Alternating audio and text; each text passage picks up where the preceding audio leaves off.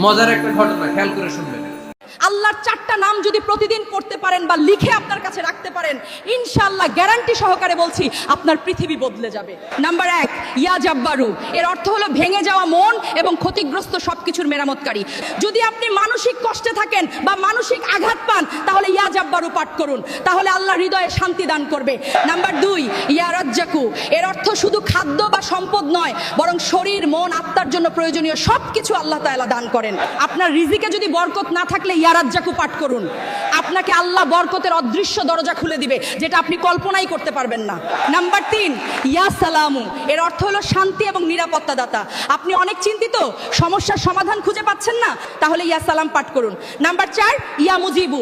এর অর্থ হলো হে উত্তরদাতা, হে দোয়া কবুলকারী। আপনি ঠিকমতো নামাজ পড়ছেন বা আপনি দোয়া জিকির করছেন, কিন্তু আপনার দোয়া কবুল হচ্ছে না, আপনি দোয়ার মাধ্যমে আল্লাহর কাছে কিছু একটা চাচ্ছেন কিন্তু কবুল হচ্ছে না, তাহলে ইয়া মুজিবু বেশি বেশি পাঠ করেন। ইনশাআল্লাহ আল্লাহর এই 4টা নাম যদি প্রতিদিন পড়তে পারেন, আল্লাহ আপনাকে কখনো নিরাশ করবেন না।